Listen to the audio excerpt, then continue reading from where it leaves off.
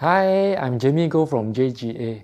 If you have watched my earlier video on the direction of the 2026 property market, today I want to dive deeper into one very specific factor, which is harmonization, and why it matters more than most buyers realize. This isn't about hype, it's about understanding how value is actually created in a more normal, more disciplined market. So, what is area harmonization? Let's start simple. In the past, different government agencies measured floor area differently. Some counted full wall thickness, some counted to the middle of the wall, and some allowed aircon ledges, void space, or curtain walls to be included. So buyers often paid for space they couldn't really use. Today, harmonization fixes this. Under the new rules, floor areas are measured consistently. Aircon ledges, void spaces, and curtain wall gains are excluded. Only real livable space is counted. In short, you now pay for what you can actually live in.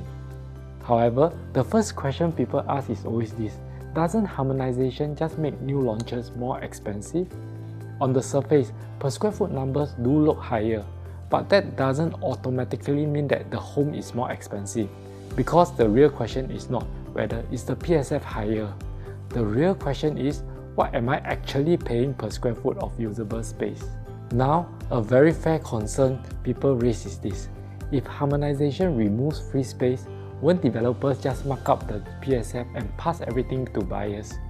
This sounds logical, but that's not how the system works in reality. Developers don't price homes in isolation. They price based on affordability, demand, and what the market can accept, especially in a price-sensitive environment like today. Once harmonization was introduced, developers knew they couldn't simply push the entire cost to buyers.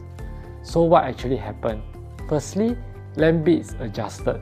Because developers can no longer extract extra GFA through aircon ledges, voids, or curtain walls, they factor this in before they even build. That's why we have started to see more conservative land bids, wider gaps between top bids, developers protecting margins upstream. Second, construction and design costs are managed. Developers respond by simplifying design, optimizing layouts, controlling construction costs, and improving efficiency. Margins are protected using multiple levers, not just PSF pricing. And thirdly, supply discipline matters. The government has increased private housing supply, which keeps pricing pressure in check, and this prevents developers from passing the full cost to the buyers. So no, the entire cost is not simply levied on buyers. Instead, the impact is shared across developers, construction efficiencies, land pricing, and supply planning. And what buyers gain is clarity in pricing. So now, let's bring this back to real numbers.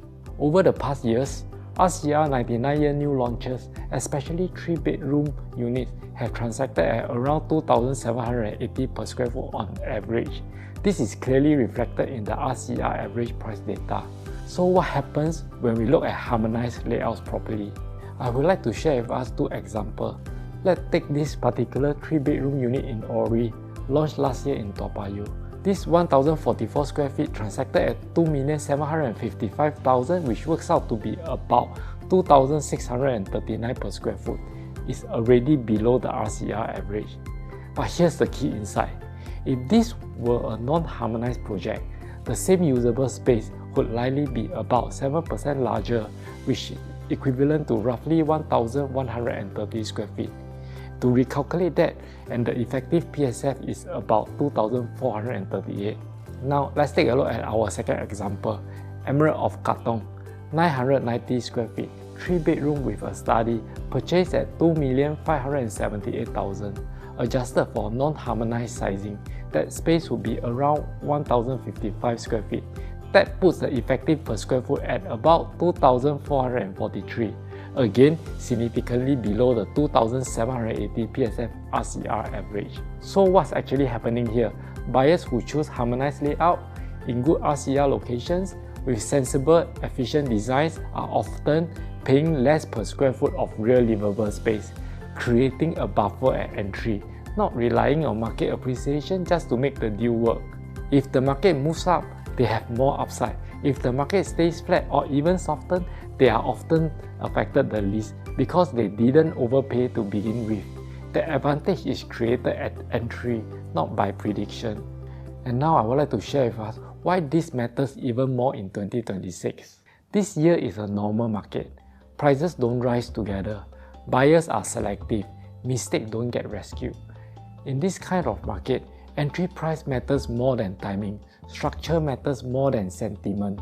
Harmonization alone doesn't make a project good, but when combined with the right location, the right layout, and disciplined pricing, it becomes a powerful margin of safety tool. And think about this, you are not buying because prices must go up. You are buying exactly because the numbers already work.